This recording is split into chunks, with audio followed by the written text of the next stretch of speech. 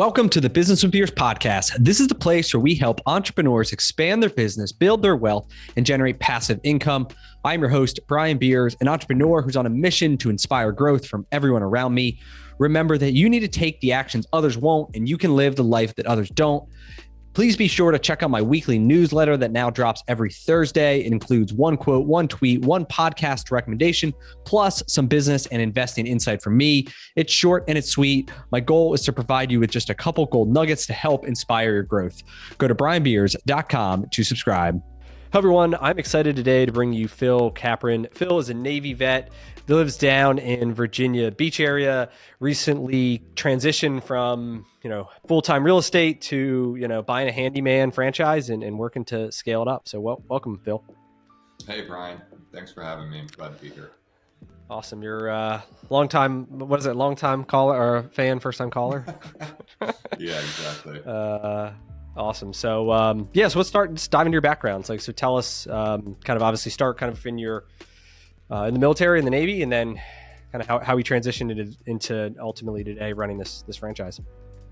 Yeah. So I joined the Navy a little bit later than most that do. At 24 years old, I was working as an ocean lifeguard in Ocean City, Maryland, traveling around the country with my punk rock band, playing drums and, playing Texas Hold'em to pay the bills. So that lifestyle wasn't super sustainable. And, it just came to a point that I realized I wasn't ready for an office. I wanted to do something, impactful, but also exciting. And so, the Navy seemed like a good way to go. I made it through boot camp and then headed out to Coronado, California for a selection program for Special Warfare Combatant Craft Crewmen, which is the much lesser known arm of Naval Special Warfare that supports the Navy SEALs and getting them to all of their maritime missions. So long story shorter, small fast boats, big guns, jumping out of planes, doing stuff like that. So it was an interesting way to spend a few years. I didn't get to do anything operationally or deployment wise, but it really was eye-opening. Met some great people. Had a little fun along the way, and when I came out on the other side of that, I didn't really know what I was going to be when I grew up again after doing that, because I didn't know that. So I'd been reading books on real estate, the Rich Dad Poor Dad, all that kind of thing in 2009, 10, 11. So when I got out in 2012, I became a real estate agent. Started flipping a bunch of houses and really found my stride in the multifamily apartment game. Racked up about 500 doors through various partnerships and syndications. And, fortunately had the, luck to sell a lot of that towards the peak here in the last year or two. And took some of the winnings and parlayed it into a Mr. Handyman franchise. Okay. That's awesome. So do you still own some of the those apartment buildings that you had in the Virginia Beach area or Norfolk News, wherever? I own zero multifamily doors at this time. So we've got a beach house here in Virginia Beach, which is where we live. And we sort of segregated the bottom half of the house, which is 3 bedrooms, 3 bath, with a kitchenette, laundry room, and all that, to be an Airbnb during the summer. And my family and friends come down to visit us, which is a really cool way to live. I say that our house, or my bedroom, is Ocean Peak. We're across the street from the beach, so we don't have a full-on view. But when I pick my head up every morning, I can see it a little bit. That's awesome. Surf or not, whether I need to get out there, kind of deal, which is really cool. And then we have a couple of vacation homes in Florida as well. No more apartments for the time being. Yeah, funny story. So, we're both in the same GoBundance, and it was I joined GoBundance. It was February 2020, and I get onto the Facebook group. And day one, you were on Facebook Live, raising money to buy those apartments. And so it was my first that's my first interaction with you. And then I know obviously that was a crazy journey with fires and break-ins and all types of stuff we could probably get into later. But obviously the pros and the cons of real estate is there's a lot of intricacies. It's not just mailbox money, right? There's a lot of pros, there's a lot of cons, and I thought it was so interesting because I vividly remember having a conversation with you and one of your fellow franchisees with Midas, and the gentleman was interested in investing in that deal, which ended up being a really good deal. But Yeah. I pitched it, and he's like, "Yeah, it's just not that interesting," and I couldn't understand why. I'm like, "This is a great deal." Yeah. But now that I'm in the franchise space, I see, in real estate, if we can make 10% a year or whatever on cash flow, we're kind of killing it. And if you can, acquire something at like a 5 or 6 cap, that's like a great deal.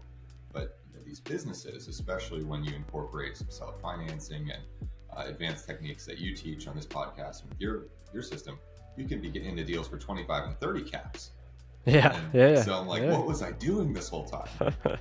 So it's about this business thing. Yeah, so let's talk about this. So how did you go about like finding franchise as an alternative path to real estate? Let's start there. How did you kind of like aha moment of like, what the hell am I doing? And like, I should stop doing this and start doing this other thing. I'll admit that, it was not because of anything I did well or like some genius I had. It was by accident. I was having problems with my real estate portfolio with, getting guys out there to do handyman type work, and with our Airbnb portfolio, cleaning. So my girlfriend and I, we started out looking for cleaning companies and, like construction and, general contractor, handyman type companies in our area. And I found one on Biz Buy Sell, so it's a handyman company, gave the details, and as we inquired for more information, we found out it was a franchise, and we almost pulled the plug right there, because we're like, oh, we don't want to do that. Why would we want to pay someone else? We'll just go do it ourselves. Yep. But fortunately, we had a pipe burst in our beach house, and instead of hanging out and waiting for it to be repaired, we decided to take a road trip while our house was under construction. So we were just going wherever the wind took us over those couple of months, and they said, yeah, we're having our national convention in Nashville next week, and so blah blah blah. And I was like, oh, we'll come. And like, because you had nothing else to do. I'm like, no, we'll just show up.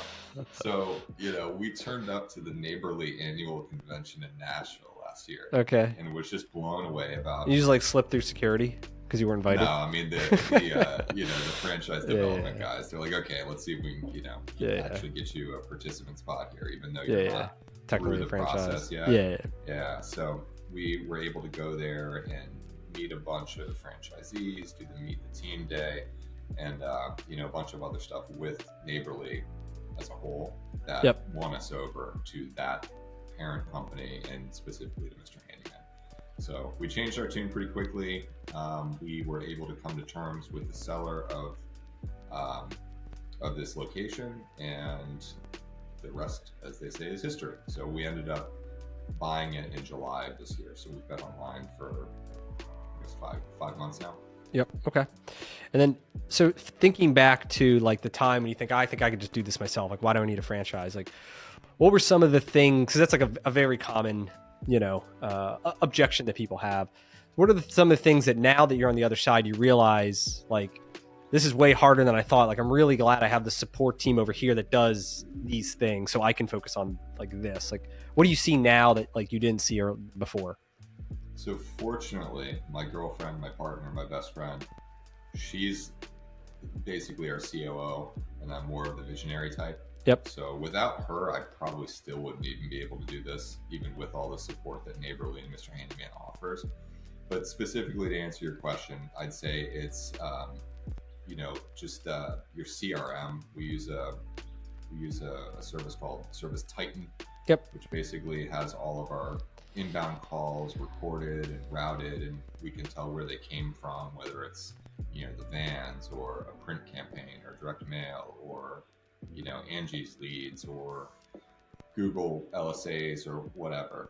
And they have vendors that are part of their network that take care of all those things for you. I mean, every vehicle, we started out with 7 vans. When we bought the company, we've purchased 2 more since.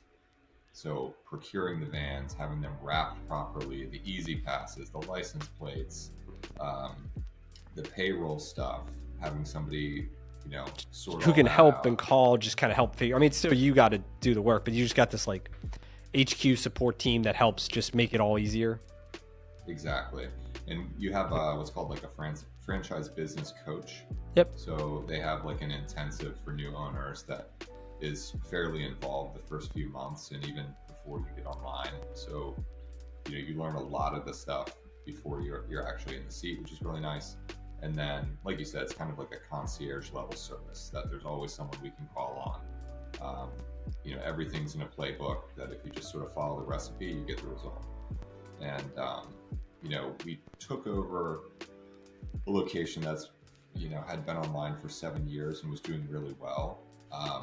But the former owner had not adopted all of the Modern technology and stuff, modern things that, the franchisor was offering. So we sort of stripped everything down and did it the way that they said to do it. Yep. And have had really good results in our first few months. Yep. Cool. Yeah. So let's get into the numbers. So let's first start with the business model, just so we're clear. So it's Misty Handyman. What are the services? Like, what's the scope of work that you offer? So Neighborly has, I think, like 19 service brands. Yep. But Mr. Handyman, in my opinion, is like the Cadillac of them, because people call us for everything, literally everything. So, they call saying, oh, I need, an electrician, and it's just to put in like a GFCI or two. No, we'll do that. Or to hang a light fixture, or to, redo a bathroom light or a porch light or something like that. We got it. We can do that. If you want us to rewire a house, that's or change out your electrical panel, or install like what about installing like pot lights in a room? Like, is that more than what you'd want to do? Probably. Yep. Yeah. Basic. We're not running, but we'll replace, right? Yep. We'll replace what is. Yep. And same thing for plumbing. We're not going to go and do. You'll replace a toilet, stuff. Replace a garbage disposal. If there's bolts involved, then that's it. We're good to go. Okay. Yeah, we're not running supply. We're not, we're not putting in, new waste or changing out waste lines or anything like that. But people don't know. So when they see Mr. Handyman, they're like, oh, you probably do. You can do everything. We probably do. Yep. We probably do. And if we don't, then we just simply transfer the call to Mr. Rooter. That's in our backyard. Portfolio. Mr. Electric. Or, if it's say someone's house burned down, we call Rainbow Restoration and have them do it. I know that you're big into the painting space now, but sometimes people will call and we just need basic a small bathroom done or something, right? A couple rooms, we can absolutely do it. If you're doing a whole level of your house, we're going to refer you to the painting company. 5-star or whoever. You got it. What about carpentry or like deck? Would you build a deck or? Okay. Absolutely. Yep. Do a fair amount of work, with decks, replacement, new construction. We've got an engineer that's in my network that'll give us the engineer drawings for the permits and all that good stuff. What about like a kitchen? Like, are you going to be remodeling a kitchen, like replacing cabinets, flooring? Like, at what point is it becoming like, I think this is a little too much, even though we could do it? Like, I want to say no to this. Right. So we do a lot of bathroom remodels. Okay. Like a pretty good amount of those. I don't believe we've done a kitchen since we've been here, and I don't know that the previous owner has either. But there are some Mr. Handyman locations that run as essentially a general contractor. Okay. So you can do that. But it's outside the scope of like what your core skill set is a little bit. I'd say, So some Mr. Handyman owners choose to go that way. We might end up going that way. Yep. But what I've seen is there's just an overwhelming demand and a very limited supply of people that know how to solve problems. And that's what the handyman excels at. Okay. It's somebody has something they can't quite figure out how to make right. Yep. We come in and can save the day for them. Yep. And then at what point is it like repairing things like the garbage disposals that versus like, hey, I want to remodel my bathroom, and it's a little bit more discretionary spending versus like I have to get this done. Like what do you feel the mix is currently? Probably 80-20 or maybe even a little bit more, 85-15. So Of I know of what? 80% core services would be 80% like maintenance type. Okay, that's really true strong. Handyman, Yeah. and 15 to 20% is like, oh yeah, we can do this bathroom. It's in a nice neighborhood. We're taking out the shower. We're going to do a new custom tile shower. We're going to drop in a new vanity, a new mirror, a new light kit, paint, and drop some new LVP in a small like bathroom kind of, you got it. 4x4, I don't know, whatever, 5x5, like small single thing. Okay, that's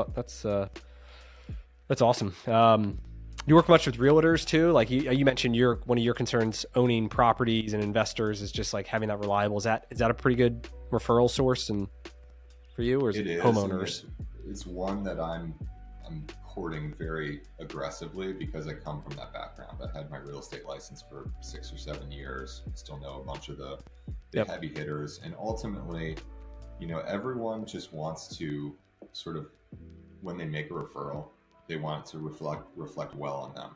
So, the Mr. Handyman way is, we show up in good-looking wrapped vans, in clean uniforms, professional.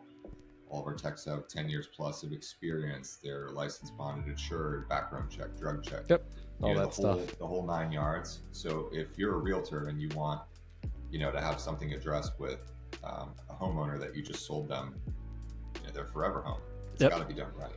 Yep. So, we consider ourselves to be a premium service, and we want to deliver an exceptionally high level of care with everything that we do. So I think that we align very well with realtors. On the other side of that coin is like property management. Yep. That game is to keep everything as low cost as possible. Cheap as possible, right? Mm-hmm. Yeah.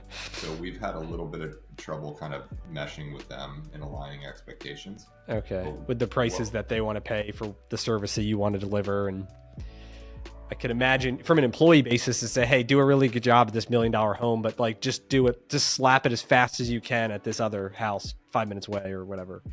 Like I would imagine that balance is difficult. Yeah, I mean, when they're responsible essentially to reporting back to the owner of, did my investment make any money? Did my house make any money? Or am I just writing checks every month? Yep. They don't want to say, you have to write another check. But what I found is they pass on us sometimes at the first look, and they go and have someone else do the work, and then they end up calling us later to fix it. Yeah, because that'll cost them double. Yeah. Yeah. Awesome. Good. So I have more operational questions, but let's just get kind of, so that's a good basis. So, so we're talking Virginia Beach. You told me earlier about 3 territories, in terms of however they line up these territories, right? Every brand's a little bit different. It's Ideal Households, I think, in their model, which is what, income basis, I'd imagine, like they have a certain amount of income. What was it doing in sales when you bought it? About 800,000. Okay. And was it making money at that point? It probably was. The former owner wouldn't have had any kind of debt on it or anything like that. We obviously looked at the financials. Did you get the financials when you bought it? You had an idea? Yeah. So from a blended 3-year year, it looked like he was making about 125 to 150. Okay, that's about X. I would expect that for that type of business. And how much did you buy it for? For 300. Okay.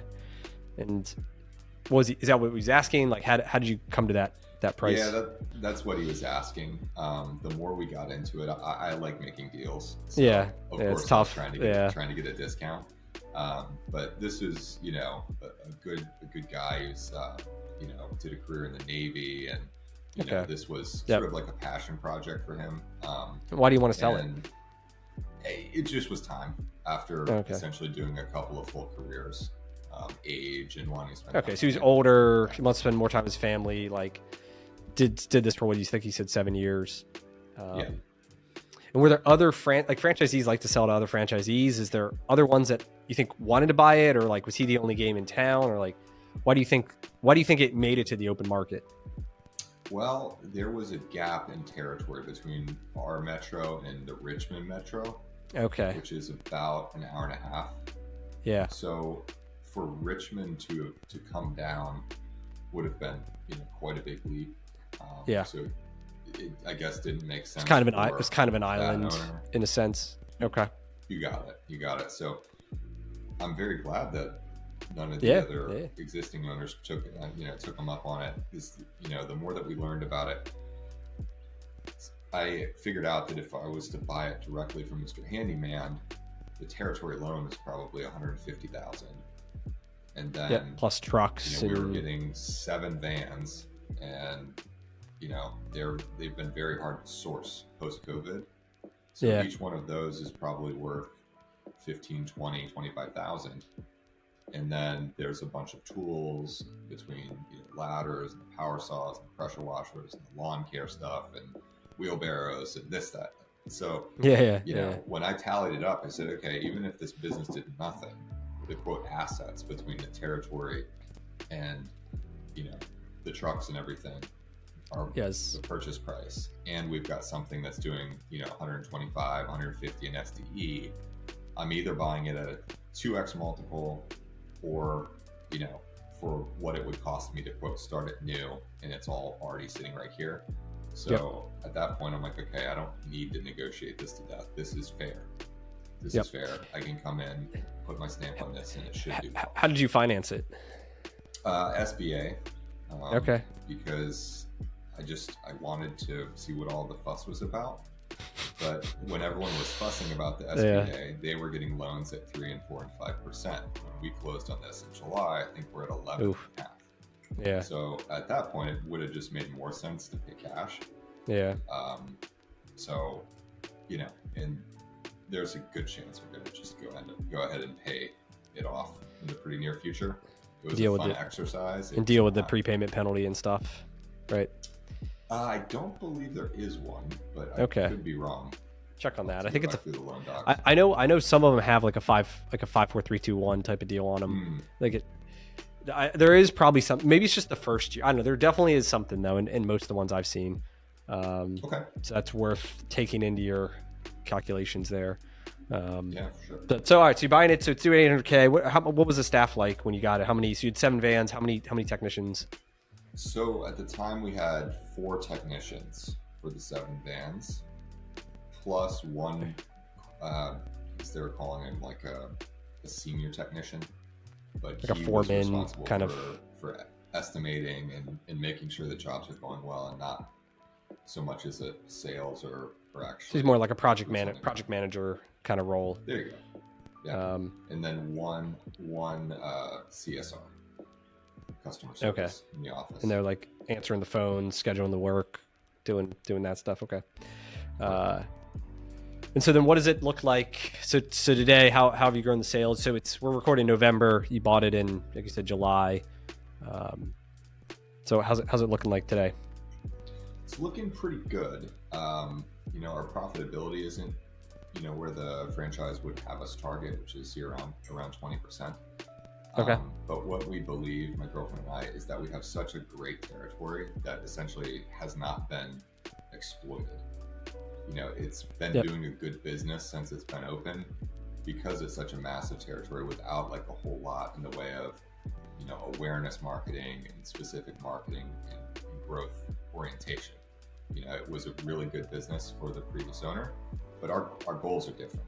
I'm coming from, real estate background where, if I'm going in and doing deals, I want to make $250 to $500 a year. So if we can get this business to $2 million, the margins that should be making 400, right? Yeah, and all of a sudden that becomes exciting.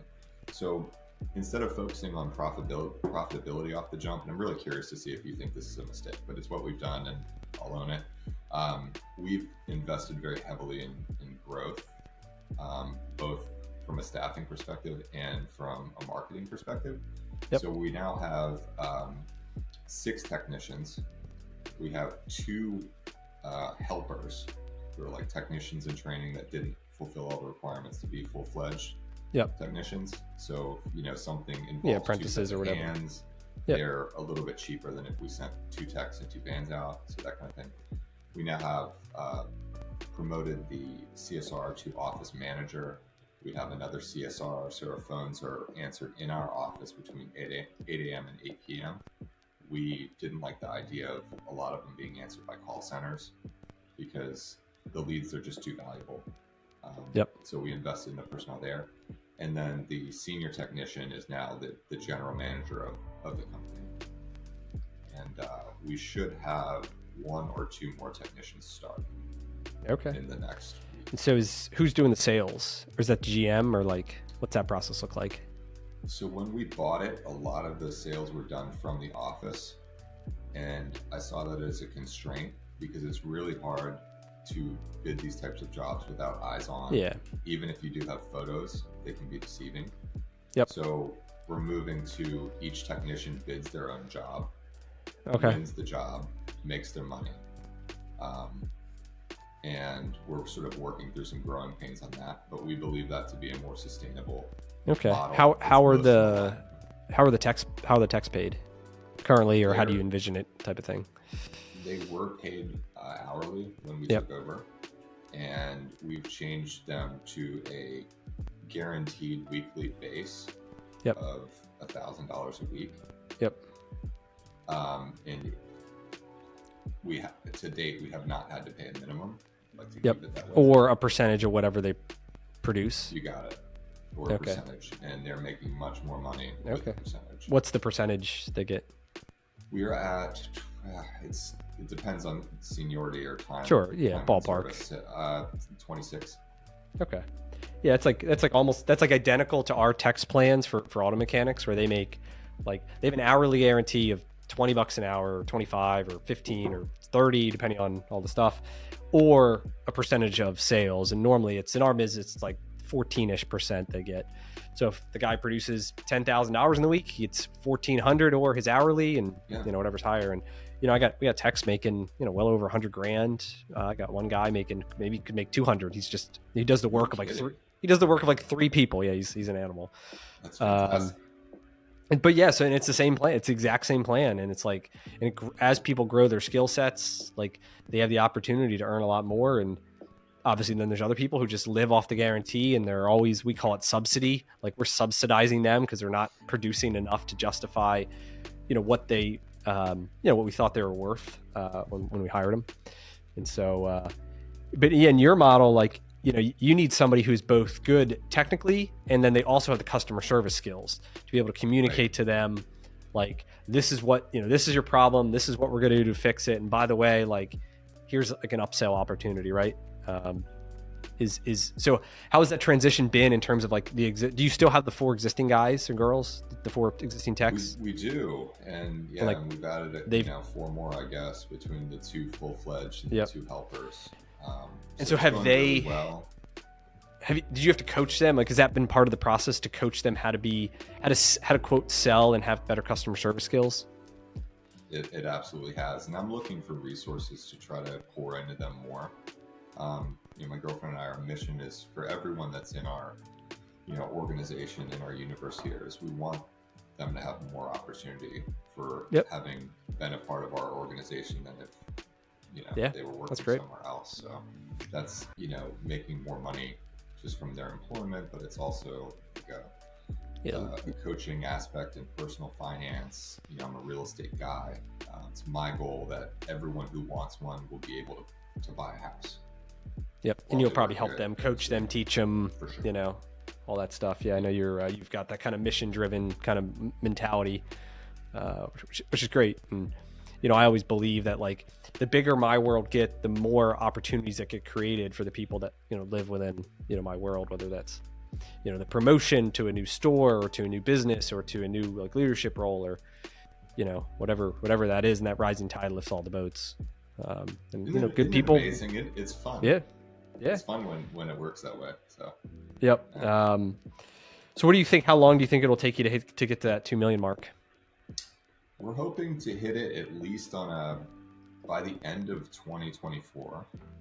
On a run rate basis type of thing. Yeah, if our last quarter looks like that, I'll be pretty happy. $500K a quarter. Yeah.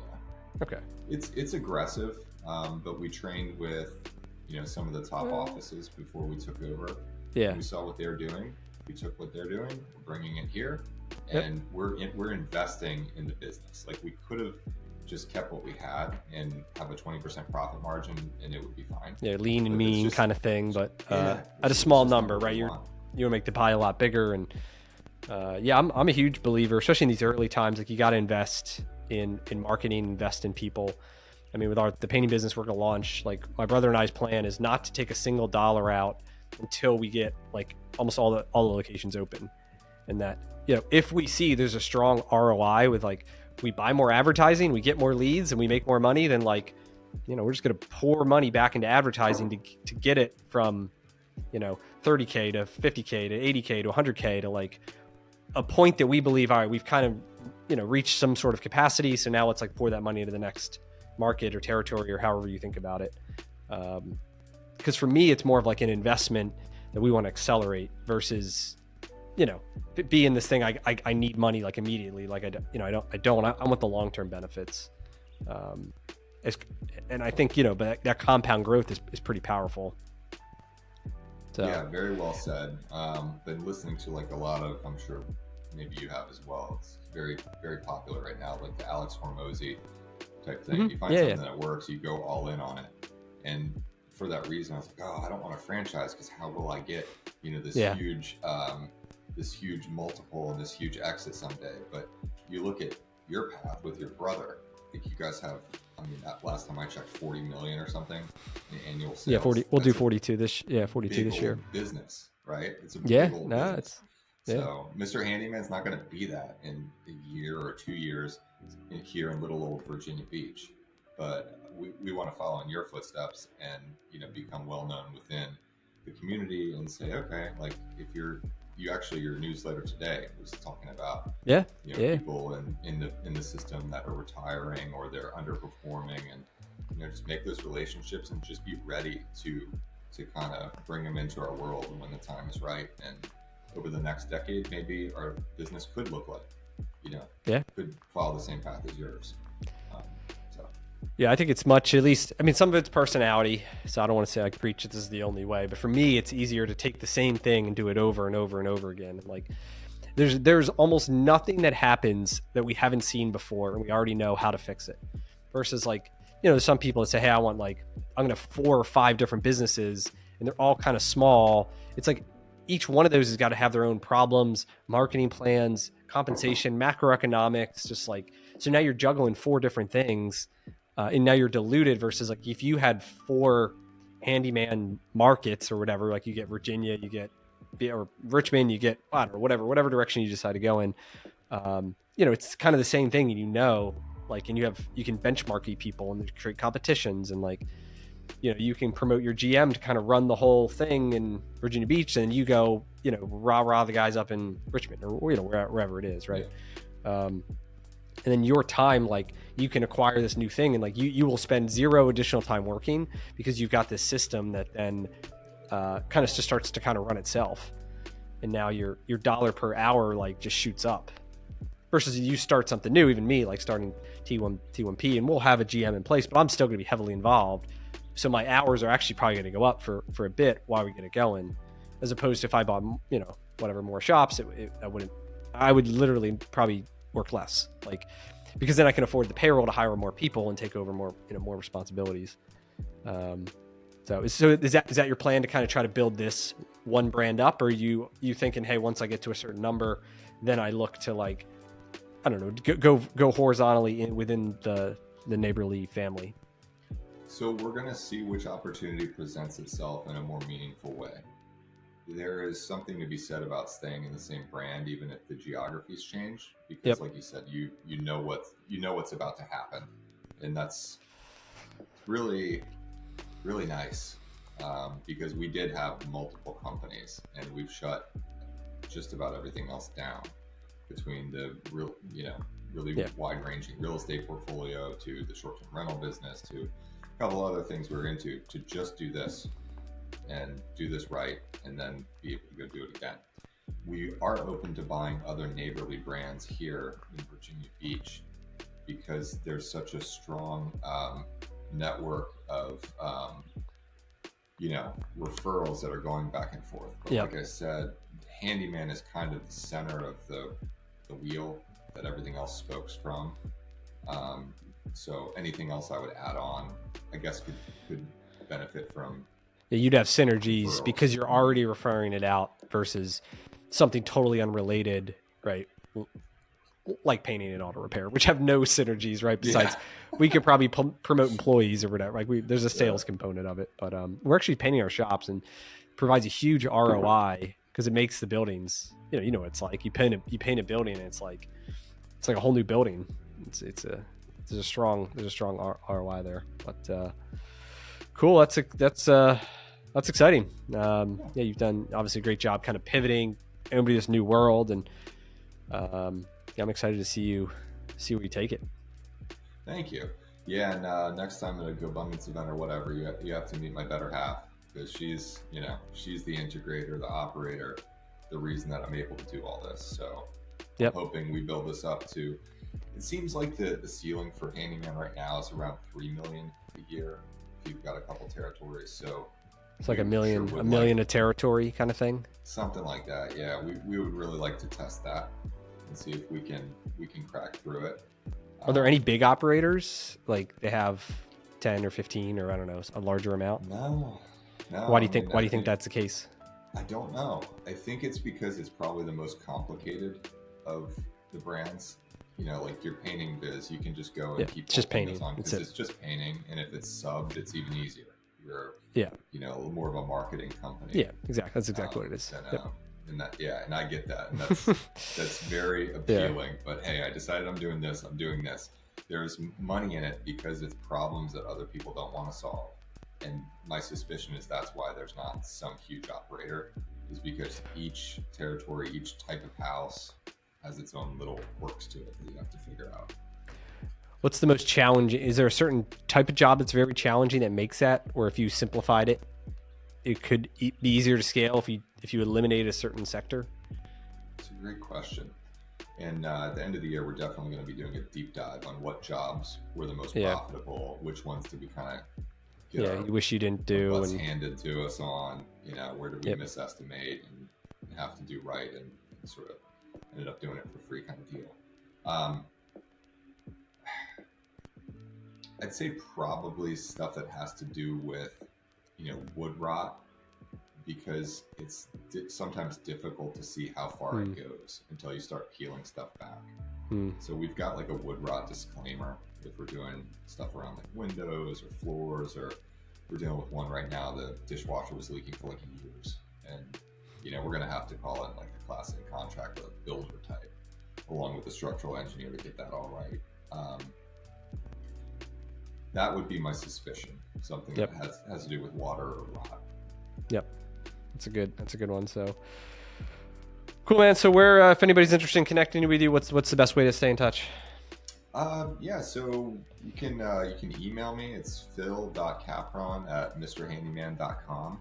I'm taking a little break from all the social stuff now that I'm a working person again, not just some crazy real estate guy off doing whatever. It's awesome. So you can find me in the office. I'm here from like 8 to 8. There you go. Most days, but that's funny. That's how it goes until you build the system. That's all right. Awesome. Cool. I appreciate you coming on and sharing time with me. I know you said you're focused on growing the business, so I appreciate you taking a half hour out here to tell your story and hopefully inspire other people who are going down a similar journey, maybe haven't considered real estate or franchising, maybe in real estate, and realize like they see the light and the business that you can build, and it's pretty cool what you've done. So. Absolutely. Thanks, Brian. I appreciate everything that you've done. We've been friends for a while, but when you started doing content and, your mastermind and everything like that, I got a ton of value before actually pulling the trigger here. So wouldn't be here without you. I appreciate you, brother. Awesome. Cool. Well, thanks, Phil. And we'll be chatting. That's all we got for this episode with the Business with Beers podcast. One thing that would really help both us and other new potential listeners is to rate the show and leave a comment in iTunes, Stitcher, wherever you listen. Also, make sure to link up with me on your preferred social media platforms, LinkedIn, Instagram, Twitter, Facebook. You can find all my links at brianbeers.com. Please just share the podcast with anyone who you think might enjoy it. And until next time, remember to take the actions others won't, to live the life that others don't.